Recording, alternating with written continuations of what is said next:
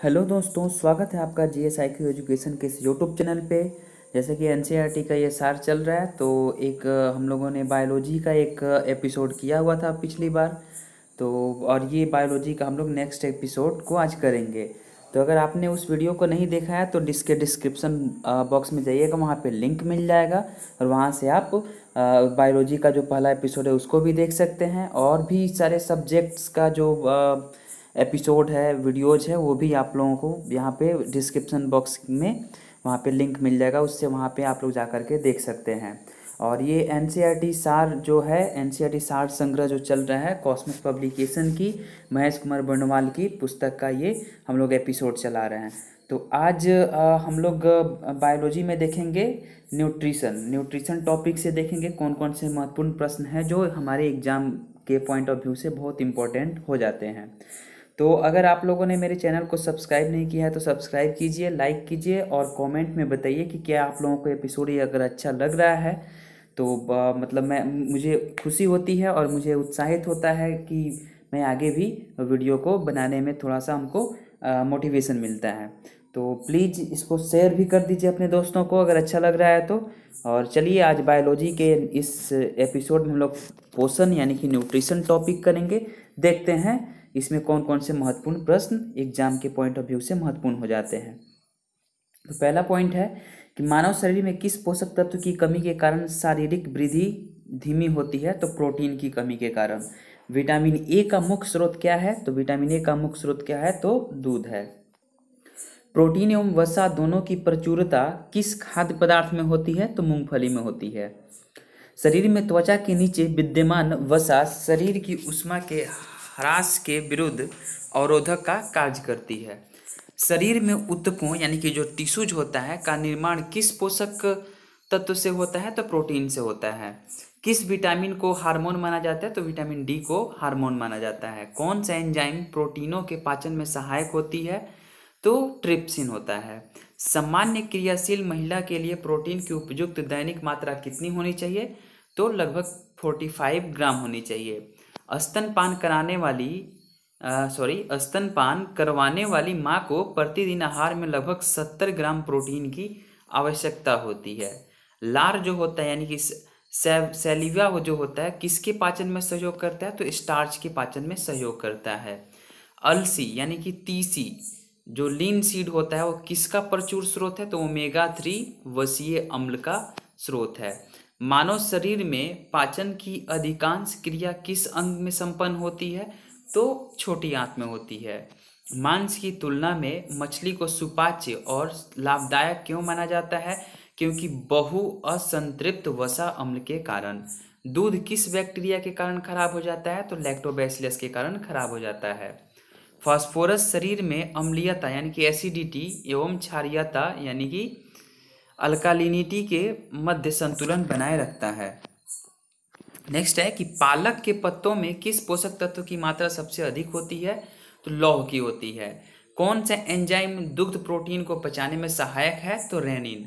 मानव शरीर में vitamin A भंडारित होता है कहाँ पे? तो यकृत में यानी कि लीवर में होता है। अधिकांश प्राणियों के जीवित पदार्थ का लगभग 80% जो पदार्थ क्या है? तो वो प्रोटीन होता है। पपीता में कौन सा विटामिन सर्वाधिक मात्रा में पाया जाता है? तो विटामिन सी। नेक्स्ट देखते हैं। नेक्स्ट है कि दूध में प्रोटीन और कार्बोहाइड्रेट का अतिरिक्त कैल्शियम और पोटेशियम तत्व सम्मिलित होते हैं। प्रोटीन की अधिकतम मात्रा किसमें पाई जाती है? तो सोयाबीन में पाई जाती है। अल्फा केराटिन नामक प्रोटीन शरीर के किस अंग में पाया जाता है? तो त्वचा में पाया जाता है। गेहूं में रोटी बनाने के गुणों को प्रभावित करने वाला पदार्थ है? तो ग्लूटेन है।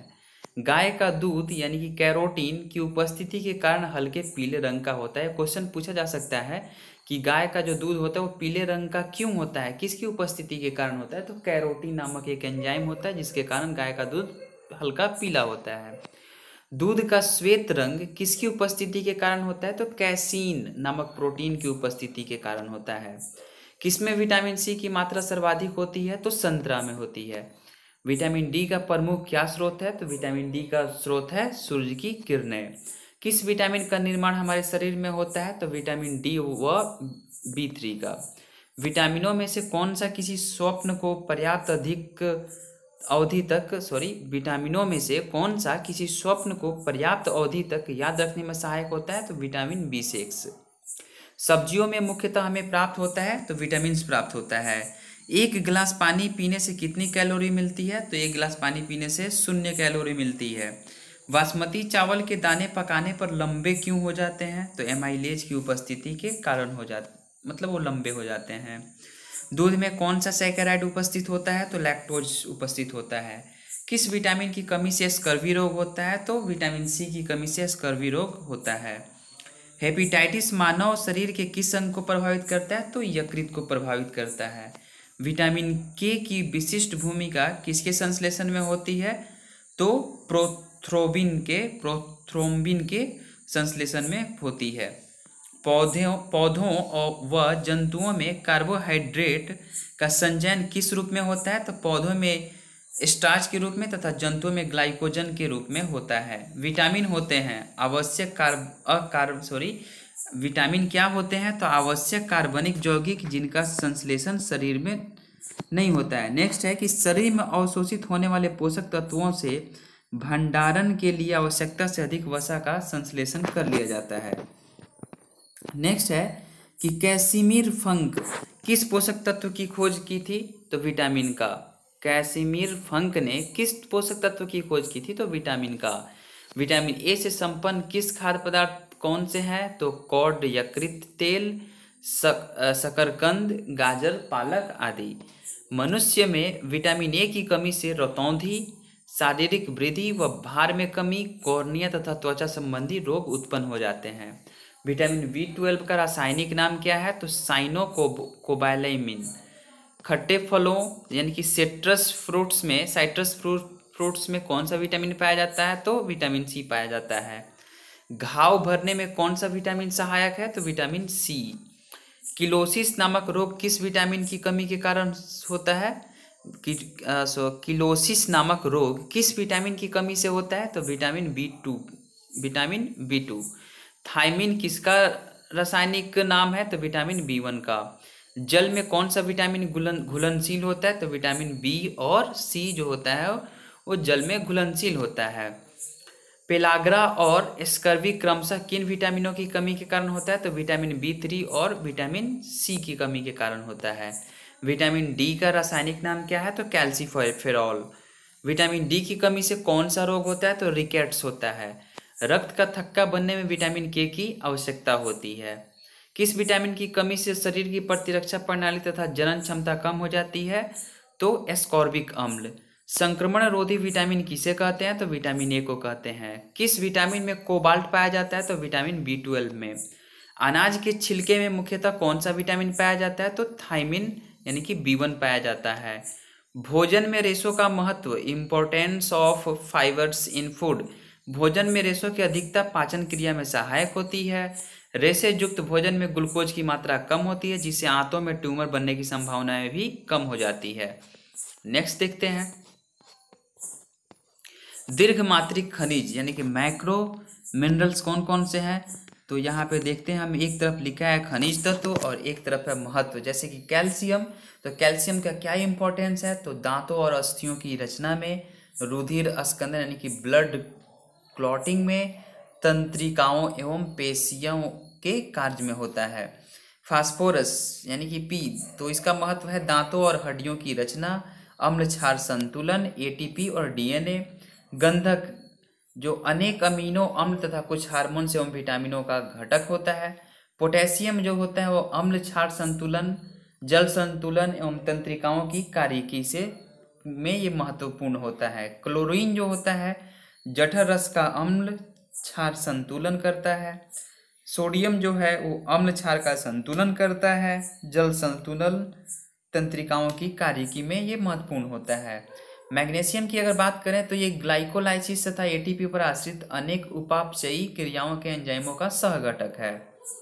अगर एक तरफ हम खनिज देखते हैं, दूसरी तरफ प्रमुख स्रोत देखते हैं, जैसे कि लौह का प्रमुख स्रोत केला एवं खजूर है, पोटेशियम का पालक है, आयोडीन का आयोडीन युक्त सामान्य नमक है और कैल्शियम का दूध एवं अंडे हैं। कौन सा तत्व किडनी में पथरी को बनने से रोकता है? तो मैग्नीशियम जो है वो किडनी में पथरी को बनने से रोकता है। कौन सा फल स्कर्वी रोग के उपचार में उपयोगी है? तो आंवला। एक संतुलित आहार में विभिन्न पोषक तत्वों किस अनुपात में होने चाहिए? तो हाफ प्रोटीन, 1/4 वसा और 3/5 कार्बोहाइड्रेट होना चाहिए। किस पोषक तत्व से प्रति ग्राम सर्वाधिक ऊर्जा प्राप्त होती है? तो वसा से। किसकी कमी से क्रिटिनिज्म यानी कि मंद बुद्धि एवं बौना रोग उत्पन्न हो जाता है? तो आयोडीन की कमी से। कौन सा विटामिन शरीर के रोगों को प्रतिरक्षा प्रदान करता है? तो विटामिन ए। विटामिन डी की अनुपस्थिति से शरीर में कैल्शियम की कमी हो जाती है। विटामिन उपापचय यानी कि मेटाबॉलिज्म, विटामिन के क्या क्या कार्य हैं उसको देखते हैं। विटामिन उपापचय यानी कि मेटाबॉलिज्म प्रक्रिया में महत्वपूर्ण भूमिका निभाते हैं। ये विभिन्न रोगों से शरीर की रक्षा करते हैं। जैसे वसा में घुलनशील विटामिन कौन कौन से हैं? तो फैट सॉल्यूबल विटामिन, जैसे एक तरफ है विटामिन ए जिसका नाम रेटिनॉल है, तो ये स्रोत जो होता है कैरोटीन युक्त फल होता है। यकृत व आंतरिक श्लेष्मा की कोशिकाएं। कारिकी पर क्या प्रभाव डालता है? तो दृष्टि रंगों का संश्लेषण, एपिथेलियम स्तरों में वृद्धि एवं विकास। और कमी का प्रभाव, जैसे कमी हो जाएगा तो क्या प्रभाव होगा? तो कॉर्निया व त्वचा की कोशिकाओं का विकास अवरुद्ध होता है इससे। विटामिन डी की अगर बात करें तो विटामिन डी का हम लोग जो रासायनिक नाम होता है कैल्सीफेरॉल होता है। और स्रोत जो है वो मक्खन, यकृत, मछली का तेल, गुर्दा, अंडे, ईस्ट, सूर्य के प्रकाश और सूर्य के प्रकाश द्वारा संश्लेषित। और कार्यकी पे क्या प्रभाव पड़ता है? ये क्या करता है कि कैल्शियम और फास्फोरस का उपापचय करता है और हड्डियों और दांतों की वृद्धि करता है। जब ये कमी होगा इसका तो क्या होगा? सूखा रोग हो जाएगा, जिसको हम लोग ऑस्टियोमैलेसिया कहते हैं, जिसमें हड्डी कमजोर हो जाती है। विटामिन ई जिसको हम लोग रासायनिक नाम टोकोफेरॉल के नाम से जानते हैं, इसका स्रोत जो है वो तेल है, गेहूं है, अंडे की जर्दी है और सोयाबीन है। और इसकी जो कार्यकी पे प्रभाव जो डालता है वो कोशिका कला की सुरक्षा, जनन क्षमता में वृद्धि, पेशियों की क्रियाशीलता। अगर इसकी कमी से क्या क्या हो सकता है? तो जनन क्षमता में कमी आ जाएगी, एपिथेलियम कमजोर हो जाएगा। और विटामिन के की अगर बात करें तो इसका रासायनिक नाम जो फिलोक्विनोन है।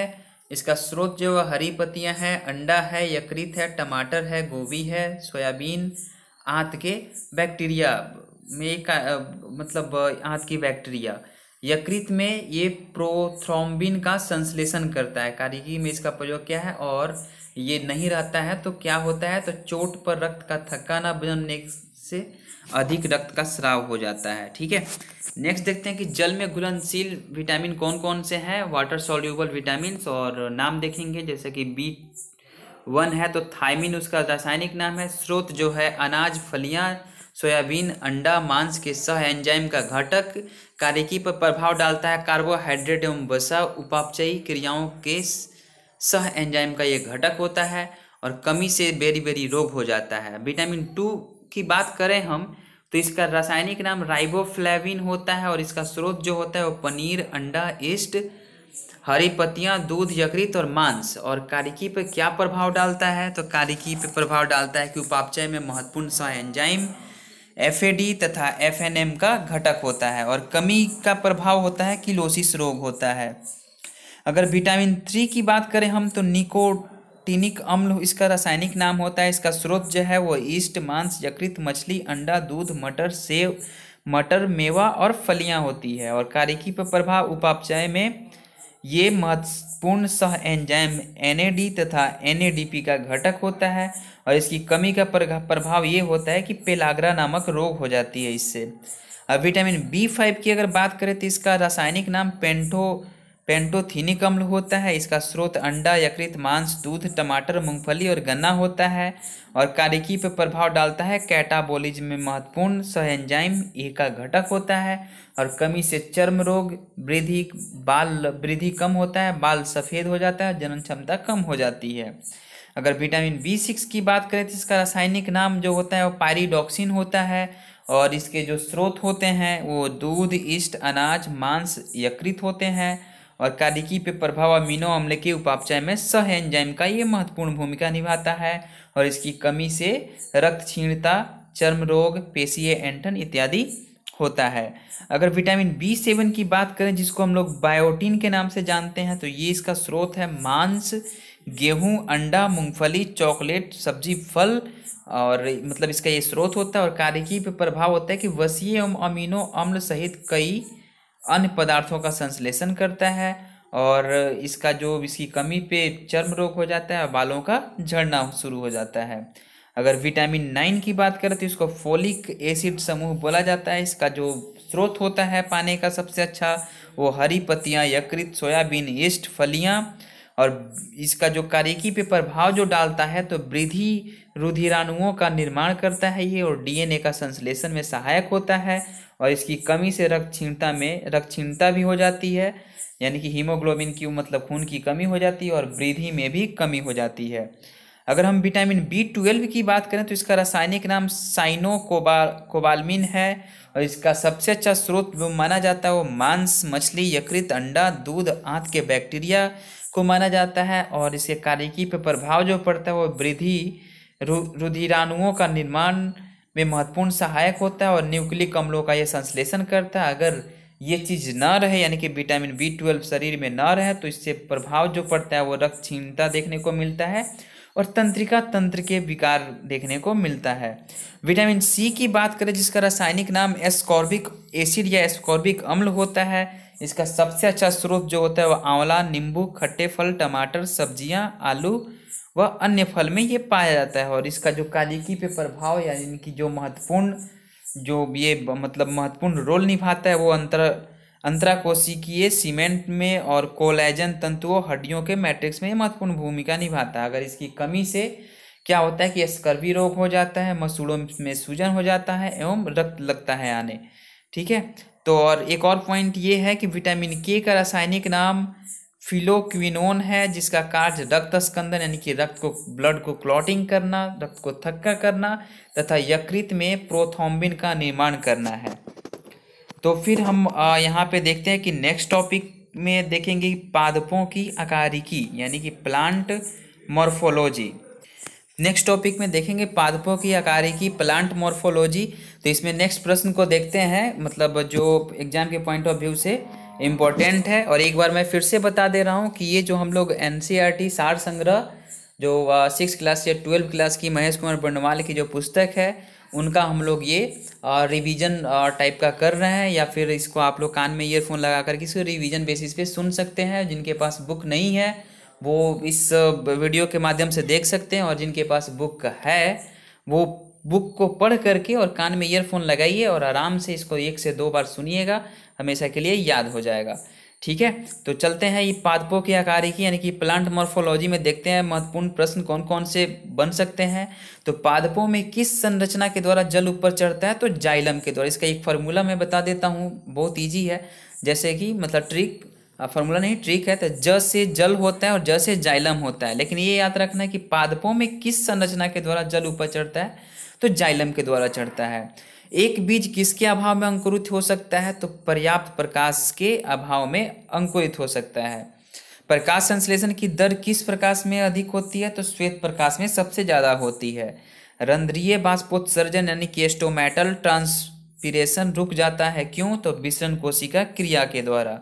जीवाणुओं द्वारा नाइट्रेट को अगर वायुमंडलीय नाइट्रोजन में परिवर्तित करने की प्रक्रिया क्या कहलाती है, तो विनाइट्रीकरण कहलाती है।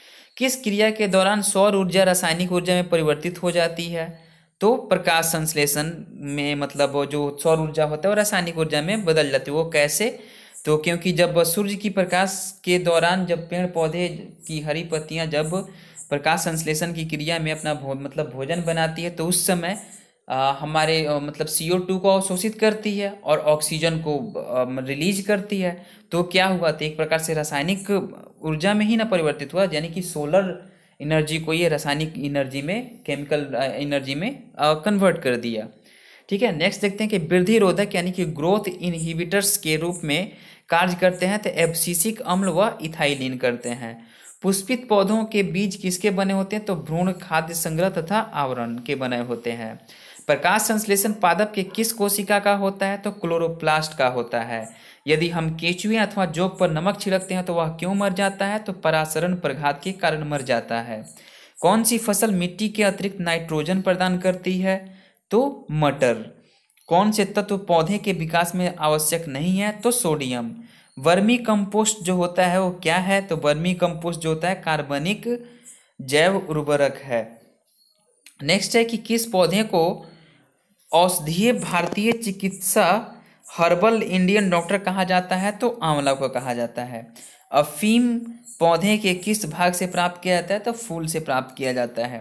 सबसे पहले बनने वाले प्राथमिक जाइलम तत्व को क्या कहते हैं? तो प्रोटोजाइलम कहते हैं। कॉफी पौधे के किस भाग से प्राप्त होती है? तो बीज से प्राप्त होती है। रेशम के कीट सामान्यतः किस पेड़ पर पाले जाते हैं? तो शहतूत पे पाले जाते हैं, जिसको मलबेरी के नाम से जाना जाता है। नेक्स्ट देखेंगे कि भूमि की उर्वरता को घटाने वाले जीवाणु कौन सा है? तो थायोबैसिलस डिनाइट्रिफिकेंस। जीवाणु में प्रकाश संश्लेषण क्रिया में हाइड्रोजन दाता सामान्यतः कौन सा होता है? तो हाइड्रोजन सल्फाइड होता है, जिसको H2S के नाम से जानते हैं। किस समूह के पौधों के जीवन चक्र में 2 स्वतंत्र पीढ़ियों का एकांतरण होता है? तो टेरिडोफाइट्स। वायु प्रदूषण के सूचक होते हैं, तो कौन होते हैं? लाइकेन होते हैं। अंडाशय विहीन पुष्पोद्भिद क्या कहलाते हैं? तो जिम्नोस्पर्म्स कहलाते हैं। बरगद की शाखाओं से निकलने वाली जड़ों को क्या कहा जाता है? तो स्तंभ मूल कहा जाता है। परजीवी पौधे अपना पोषण होस्ट किस अंग द्वारा भोजन का अवशोषण करते हैं? तो चूस्कांग के द्वारा करते हैं। किस प्रकार के पौधों की जड़ों में द्वितीयक वृद्धि यानी कि सेकेंडरी ग्रोथ पाई जाती है? तो द्विबीजपत्री पौधों में पाई जाती है। नागफनी में पत्तियां किस में रूपांतरित होती है? तो कांटों में रूपांतरित हो जाती है। नेक्स्ट है कि गेहूं, धान एवं जौ में कैसी जड़ें यानी कि रूट्स पाई जाती है? तो तंतुमय जड़ें पाई जाती है, फाइब्रस रूट्स पाई जाती है। रेशेदार जड़ तंत्र किन पौधों में पाया जाता है? तो प्रायः एक बीजपत्री पौधों में पाया जाता है। कौन सा मरुद्भिद पौधा उत्तर प्रदेश के मैदानी क्षेत्रों में पाया जाता है? तो एकेसिया नामक पौधा उत्तर प्रदेश के मैदानी क्षेत्रों में पाया जाता है। पुष्प का सहायक अंग किसे कहा जाता है? तो बाह्य दल पुंज एवं दल पुंज को कहा जाता है। पादप जो लहसुन और प्याज जो है उसके हम लोग प्रयोग जो करते हैं उसको घनकंद का प्रयोग करते हैं। हल्दी, केला, अदरक में स्तंभ कंद का प्रयोग करते हैं। अरबी जिमी कंद में सल्क कंद का प्रयोग करते हैं और आलू का हम लोग प्रकंद के रूप में प्रयोग करते हैं। हार्मोन्स विकर यानी कि एंजाइम से भिन्न है, क्योंकि हार्मोन्स उपापचयी क्रियाओं में पूर्णतया प्रयुक्त होते हैं। जीवाणु में प्रकाश संश्लेषण उच्च पादपों से भिन्न होता है, क्योंकि इसमें ऑक्सीजन का यानी कि O2 का निष्कासन नहीं होता है। प्याज किसका परिवर्धित रूप है? तो तने का परिवर्धित रूप है। प्रकाश संश्लेषण यानी कि फोटोसिंथेसिस की प्रक्रिया केवल दृश्य प्रकाश यानी कि विजुअल लाइट में ही होती है। चलिए ठीक है, आज के इस एपिसोड में इतना ही। मिलते हैं हम लोग फिर जल्द ही नेक्स्ट एपिसोड में। और प्लीज़ आप लोगों ने इस वीडियो को अगर पूरा देखा है तो आप लोग इस चैनल को सपोर्ट कर दीजिए, सब्सक्राइब कर दीजिए और बेल आइकन को ज़रूर ही प्रेस कीजिएगा। और डिस्क्रिप्शन बॉक्स में यहाँ पे टेलीग्राम का लिंक है, उसको भी ज्वाइन कर लीजिए, ताकि जब भी मैं कोई नया एपिसोड वीडियो जैसे ही अपलोड करूँगा आप लोगों के पास सबसे पहले नोटिफिकेशन मिल जाएगी। चलिए, आप लोगों का बहुत बहुत धन्यवाद।